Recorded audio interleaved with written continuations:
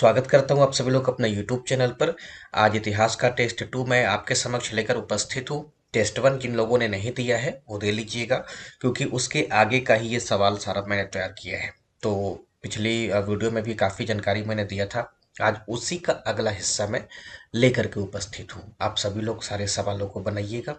First सवाल मैंने पूछा है, अंग्रेज यात्री कैप्टन हॉकिंस ने जहांगीर से किस भाषा में बात की थी? इससे पहले वाला जो वीडियो था वो भारत में पुर्तगालियों के आगमन और डचों के आगमन पर था।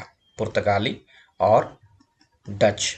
और आज इस वीडियो में आप देखेंगे कि अंग्रेजों से संबंधित सवाल पूछे गए हैं और इसके साथ ही किस तरीके से अंग्रेजों ने भारत में अपनी कोठियां अलग अलग जगहों पर स्थापित की थी।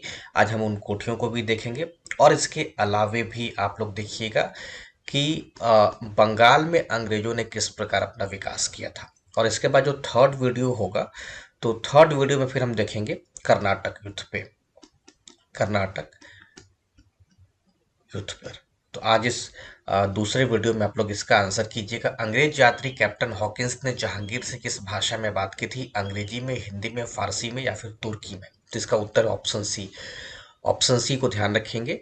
तो कैप्टन हॉकिंस भारत में आया था वर्ष 1608 में, और 1608 में जब आया था तो वो अपने साथ, ध्यान रखेंगे कि हेक्टर नामक जहाज भी लेकर के आए थे, कि हेक्टर नामक जहाज से ही भारत आया था। और इसके अलावे वो अकबर के नाम जेम्स प्रथम का पत्र लेकर के आया था, लेकिन अकबर की मृत्यु हो गई थी। अकबर के नाम जेम्स प्रथम का पत्र वो लेकर के आया था, इस बात को आप याद रखिएगा।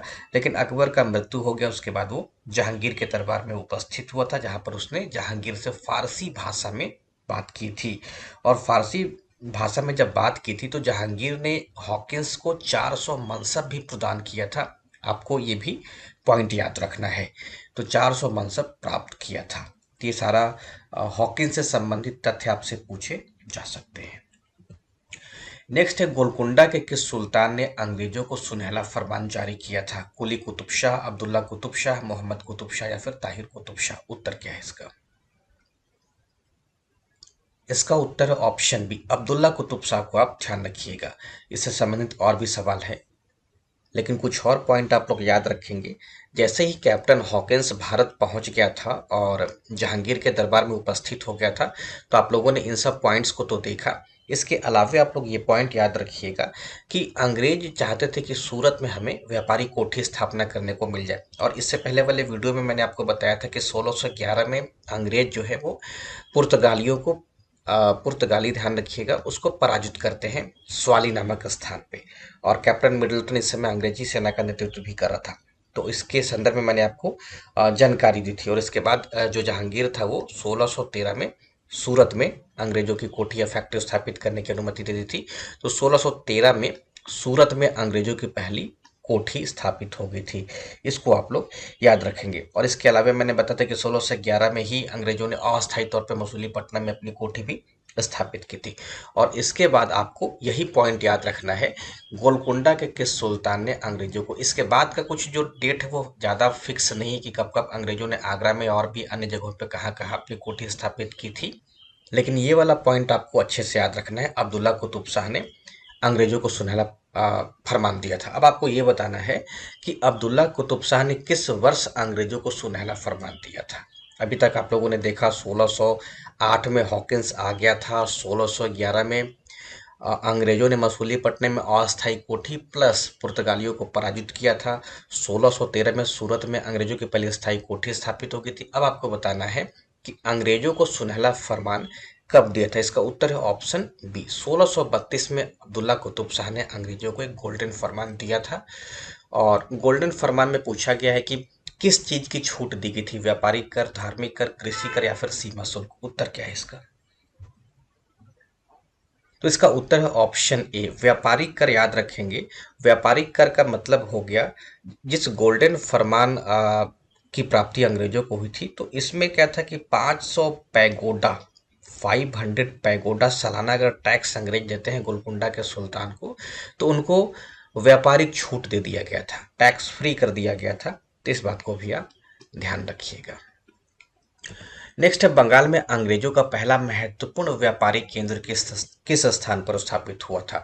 अब हम लोग धीरे धीरे बढ़ रहे हैं बंगाल की तरफ। तो 1600 आप लोगों ने 32 को देखा कि अंग्रेजों को गोलकुंडा बंदरगाह, गोलकुंडा का ही महत्वपूर्ण बंदरगाह मसूलीपट्टनम था। तो गोलकुंडा बंदरगाह, गोलकुंडा सुल्तान से अंग्रेजों को गोल्डन फरमान प्राप्त हो जाता है और उनको व्यापारिक छूट की प्राप्ति हो जाती है।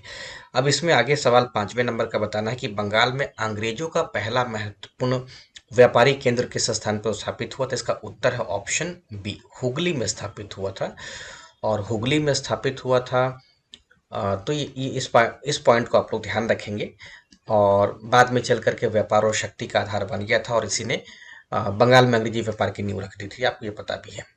नेक्स्ट है चंद्रगिरी के राजा से मद्रास। अब इस बात को आप याद रखेंगे यहाँ पे कि अंग्रेजों का पहला और महत्वपूर्ण व्यापारिक जो केंद्र था बंगाल में कब स्थापित हुआ था। तो इस बात को आप याद रखेंगे कि 1651 का वो समय था जब हुगली में कोठी अंग्रेज स्थापित करते हैं। और उस समय ब्रजमैन या ब्रिजमैन का नाम जिक्र होता है। Bridgman, SK. पांडे में ब्रिजमैन दिया है। तो ब्रिजमैन के अधीन एक कोठी खोली गई थी हुगली में। और उसके बाद ही फिर पटना, ढाका और कासिम बाजार में अंग्रेजों ने अपनी कोठी स्थापित की थी। और उसके बाद ईस्वी सन यानी कि 1651 के बाद आपको एक और इम्पॉर्टेंट ईस्वी सन याद रखना है जो कि अभी आ रहा है। बताना है आपको कि चंद्रगिरी के राजा से मद्रास को पट्टे पर लेने वाला ब्रिटिश अधिकारी कौन था। रॉबर्ट क्लाइव था, वॉरेन हेस्टिंग्स था, फ्रांसिस डे था या फिर थॉमस रो था। तो चंद्रगिरी के राजा से मद्रास को पट्टे पर लेने वाला जो अधिकारी था उसका नाम था फ्रांसिस डे। नेक्स्ट सवाल इसी में बताएंगे, फ्रांसिस डे ने 1639 में मद्रास को किस राजा से पट्टे पर लिया था। कृष्णदेव राय, पेद्दा वेंकटराया, आजम खां या फिर छत्रपति शिवाजी। उत्तर क्या है। इसका सही जवाब है ऑप्शन बी, पेद्दा वेंकटराया को ध्यान रखेंगे। नेक्स्ट है 1639 में चंद्रगिरी के राजा से पट्टे पर ली गई भूमि पर अंग्रेजों ने कौन सा किला बनाया। Fort William, Fort Saint George, Fort Saint David या फिर फोर्ट सेंट थॉमस। अब मुझे लगता है कि आपके लिए बहुत आसान होगा। तो इसी तरीके से बिटवीन द लाइन आप लोग पढ़ेंगे ताकि फैक्ट्स को याद हो जाए। और जब आप ज़्यादा उसको फॉलो करेंगे, उसी चीज़ को बार बार पढ़ेंगे तो आपके समझ के रूप में भी काम करता है। तो यहाँ तक आप लोगों ने देखा कि चंद्रगिरी के राजा से मद्रास को पट्टे पर लेने वाला जो ब्रिटिश अधिकारी था वो फ्रांसिस डे था। इस राजा के नाम को भी आप लोगों ने देख लिया, पेद्दा वेंकटराया। और कब लिया, 1639 में।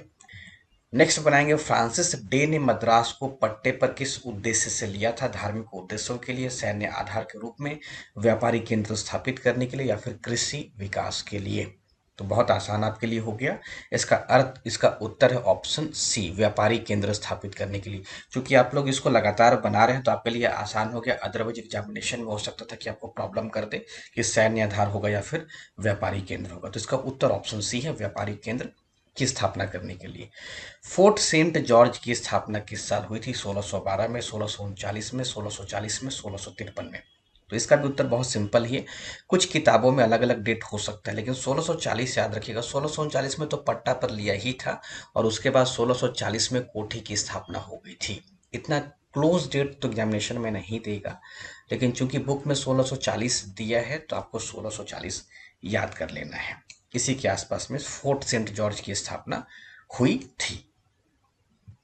फ्रांसिस डे और ईस्ट इंडिया कंपनी ने मद्रास का पट्टा लेने के लिए कहाँ के शासक से बातचीत की थी। ये देखिए, इतना आसान सवाल आपको अब ये लगेगा क्योंकि आपने इसके पहले बहुत सारे फैक्ट्स को इसी से जुड़ा याद कर लिया है। तो फ्रांसिस डे और ईस्ट इंडिया कंपनी ने मद्रास का पट्टा लेने के लिए चंद्रगिरी के राजा से बात की थी। इसका उत्तर है ऑप्शन ए, चंद्रगिरी के राजा को आप ध्यान रखेंगे।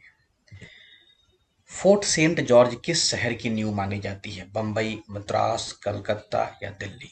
उत्तर क्या है।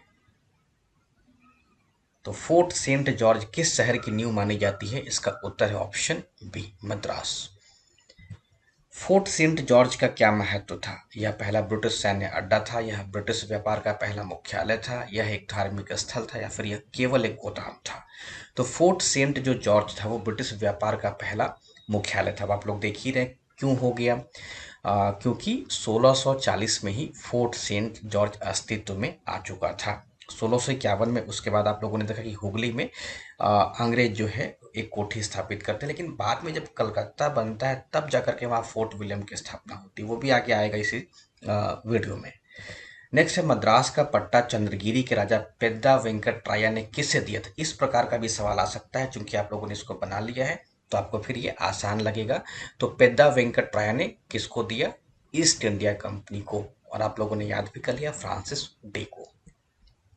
ये कोठियों का मैंने ईस्वी सन एक बॉक्स में दे दिया है, आप इसका स्क्रीनशॉट लेकर के याद रखिएगा। जैसे जैसे अंग्रेज भारत में आए थे तो वो सूरत में सबसे पहले अपनी कोठी की स्थापना करते हैं, आपको पता भी है। मसूलीपट्टनम में पहुंचते हैं 1616 में, हालांकि 1611 में भी वो अस्थायी रूप से उनकी कोठी आ गई थी। उसके बाद उड़ीसा के बालासोर में 1633 में उनकी कोठी स्थापित होती है। देखिए यहाँ पे याद रखेंगे आप कि ये क्रम से है, हो सकता है कि आपको ईस्वी सन ना पूछ के ये जो कोठियां हैं इनकी स्थापना भी पूछा जा सकता है कि आप पहले से बाद में क्रम में लगाइए। तो 1639-40 में मद्रास आ गया था, हुगली 1651 में, अभी बम्बई पे सवाल होगा 1668 में, उसके बाद कासिम बाजार 1690 में, और कलकत्ता फोर्ट विलियम 1698 में। नेक्स्ट है बंगाल के किस सूबेदार ने वर्ष 1651 में 3000 रुपये वार्षिक कर के बदले ईस्ट इंडिया कंपनी को बंगाल, बिहार और उड़ीसा में मुक्त व्यापार करने की अनुमति दी थी? शाहसूजा, शाइस्ता खां, अलीवर्दी खां या फिर मीर जाफर? तो शाहसूजा के द्वारा ही ऐसा जो चार्टर है या ऐसा मुक्त व्यापार करने का जो अनुमति है वो प्रदान किया गया था, आपको ध्यान रखना है। नेक्स्ट है शाहसूजा के द्वारा दी गई व्यापारिक छूट का क्या शर्त था? अंग्रेजों को बिना कर के सभी क्षेत्रों में व्यापार करने की अनुमति, कंपनी को 3000 रुपये वार्षिक कर देना तथा बंगाल, बिहार और उड़ीसा में स्वतंत्र व्यापार करने की अनुमति, या मुक्त व्यापार करने की अनुमति, केवल बिहार और उड़ीसा में व्यापार करने की अनुमति थी, या फिर केवल स्थानीय स्तर पर ही व्यापार करने की अनुमति थी? तो शाह शुजा तो व्यापारिक छूट प्रदान करता है, फरमान देता ही है, और ये फरमान दिया जाता है, अभी आपको ईस्वी सन भी पता चलेगा। तो 1651 में ये फरमान दिया था, शाह शुजा के द्वारा प्रदान किया गया था, और 3000 रुपये वार्षिक कर के बदले बिहार, बंगाल और उड़ीसा में मुक्त व्यापार करने की, स्वतंत्र व्यापार करने की अनुमति दी गई थी। तो इस बात को भी आप याद रखिएगा इसके पांडे में। और एक और गैब्रियल बॉटन का भी नाम इसके पांडे साहब लिखते हैं कि बंगाल में सबसे पहले अंग्रेजों को व्यापारिक छूट मिली थी 1651 में, जब गैब्रियल बॉटन, जो कि बंगाल के सूबेदार शाहसूजा के साथ दरबारी चिकित्सक के रूप में कार्य करता था, एक लाइसेंस अंग्रेजी कंपनी के लिए प्राप्त किया था। और इसी कंपनी यानी कि इसी लाइसेंस के द्वारा कंपनी को बंगाल, बिहार, उड़ीसा में मुक्त व्यापार करने की अनुमति दी थी। तो गैब्रियल बॉटन को भी आप याद करेंगे। बंगाल के किस सूबेदार ने कंपनी को कर अदा करने से मुक्त कर दिया था? शाइस्ता खां, सरफराज खां, अलीवर्दी खां, सिराजुद्दौला? यहाँ पर दिया है कि किस सूबेदार ने कंपनी को टैक्स फ्री कर दिया था, ये नहीं कि बंगाल, बिहार और उड़ीसा। तो इसका उत्तर है ऑप्शन ए, शाइस्ता खां को आप ध्यान रखेंगे। अभी आप लोगों ने शाहसुजा को देखा और शाइस्ता खां को आप लोगों ने देखा। तो 1672 में ध्यान रखेंगे, ये इसके पांडे की किताब में ही दिया गया फैक्ट। तो 1672 में एक फरमान प्राप्त किया था जिसके द्वारा उसको कर या टैक्स फ्री व्यापार करने की अनुमति मिल गई, यानी कि कर अदा करने से मुक्ति मिल गई थी 1672 में शाइस्ता खां के द्वारा ये फरमान दिया गया था। और इससे पहले आप लोगों ने 1651 वाला देखा, जब शाहसुजा ने कंपनी को ये फरमान दिया था, जब बंगाल, बिहार और उड़ीसा में उसको टैक्स फ्री व्यापार करने की अनुमति मिल गई थी। नेक्स्ट है किस वर्ष अंग्रेजों ने हुगली को लूटा था? 1680, 1683, 1686, 1690? इसी लूटने के बाद अंग्रेज औरंगजेब जो है अंग्रेजों को निष्कासित करता है और वो जाकर के एक द्वीप में बस जाते हैं, फिर वापस सूतरनाटी में आते हैं। तो किस वर्ष अंग्रेजों ने हुगली को लूटा था? इसका उत्तर है ऑप्शन सी, 1686 में। ध्यान रखना है कि अंग्रेजों ने हुगली को लूट लिया था, लेकिन औरंगजेब से वो हार गए, पराजित हो गए, और उसके बाद हुगली से भाग खड़े हुए थे, और उसके बाद वो एक द्वीप पे चले गए थे। ये जो बाढ़ या ज्वरग्रस्त द्वीप था, तो द्वीप का नाम ज़्यादा इम्पोर्टेंट नहीं है। हाँ, इसके बाद जो समझौता करने उतरा वो जॉब चारनॉक, इसी के द्वारा कलकत्ता का भी नींव पड़ा था। तो जॉब चारनॉक को आप याद रखेंगे। तो जॉब चारनॉक जो है वो सुलह समझौता कराता है और वापस अंग्रेज सूतानाटी में आते हैं। बंगाल के किस सूबेदार ने वर्ष 1698 में अंग्रेजों को सूतानाटी, कलिकता और गोविंदपुरी की जमींदारी प्रदान की थी? मुर्शीद कुली खां, अजीमुद्दीन, बख्त खां या फिर नवाब मोहम्मद खां? तो इसका उत्तर है ऑप्शन बी। अजीम उस खान 1698 में अंग्रेजों को ये सारी जमींदारी प्रदान करता है। अजीम उस खान किसके शासनकाल के दौरान बंगाल का सूबेदार था? तो ये भी आसान सवाल था। ऑप्शन ए, औरंगजेब के शासनकाल में बंगाल का सूबेदार था। 1698 में अजीम उस खान ने अंग्रेजों को किन 3 गांवों की जमींदारी प्रदान की थी? अब आपको बहुत आसान लगेगा ये वाला सवाल। उत्तर इसका ऑप्शन बी, सूतानाटी, कलिकता और गोविंदपुरी। अंग्रेजों को सूतानाटी, कलकत्ता और गोविंदपुरी की जमींदारी किस संधि या समझौते के तहत प्रदान की गई थी? व्यापारिक अनुमति प्रदान दिया गया था, जमींदारी पट्टा, दीवानी का आदेश या फिर फरमान? तो बहुत आसान था, जमींदारी पट्टा के द्वारा 3 स्थानों या 3 केंद्रों की जमींदारी प्रदान की गई थी। अजीम उस खान की भूमिका बंगाल के सूबेदार के रूप में किस प्रकार के प्रशासन में थी? स्वतंत्र राज्यपाल, अंग्रेजों के संरक्षक, मराठा साम्राज्य के अधीन, मुगलों के अधीन सूबेदार के रूप में? तो औरंगजेब के अधीन ही वो सूबेदार था। ऑप्शन डी इसका सही जवाब है। फोर्ट विलियम का प्रथम प्रेसिडेंट कौन था? Francis Day, Robert Clive, Charles Eyre या फिर थॉमस मुनरो? तो उत्तर इसका ऑप्शन सी, चार्ल्स आयर पहला इसका प्रेसिडेंट था। अंग्रेजों ने किस वर्ष कलकत्ता को प्रेसिडेंसी नगर घोषित किया था? उत्तर इसका ऑप्शन बी, 1700 में। अब देखिए, आपको थोड़ा पॉइंट आपको मैं बताता हूँ। यहाँ तक आप लोगों ने देखा कि अंग्रेज जो थे वो सूतानाटी, कलकत्ता और गोविंदपुरी की जमींदारी अजीम उस खान से प्राप्त करते हैं, और इसके बाद प्राप्ति के बाद जॉब चार्नॉक इन्हीं तीनों गांवों को मिला करके कलकत्ता नगर की स्थापना करता है, और यहीं पर 1700 में फोर्ट विलियम की स्थापना कर देता है। और 1700 में ध्यान रखिएगा, पहला प्रेसिडेंसी नगर भी कलकत्ता ही रहता है। और इसके बाद ध्यान रखेंगे 1774 में कलकत्ता भारत की राजधानी बन जाता है, और तब तक बनता है यानी कि 1911 तक भारत की राजधानी वो बना ही रहता है। तो ये भी आप लोगों से सवाल पूछा जा सकता है। तो ये सब मैंने सवाल आपको कराया है जो कि क्रम से है। नेक्स्ट वीडियो में हम फ्रांसीसी को भी देख लेंगे और कर्नाटक युद्ध को भी देख लेंगे। तो कर्नाटक युद्ध पे नेक्स्ट वीडियो होगा, यानी कि 3 वीडियो में आपका ये पहला टॉपिक खत्म हो जाएगा, भारत में यूरोपीय व्यापारिक कंपनियों का आगमन। तो सिलसिलेवार तरीके से मैं इसको खत्म करूंगा। कैसी लगी वीडियो आप लोग बताइएगा कमेंट बॉक्स में। Thank you.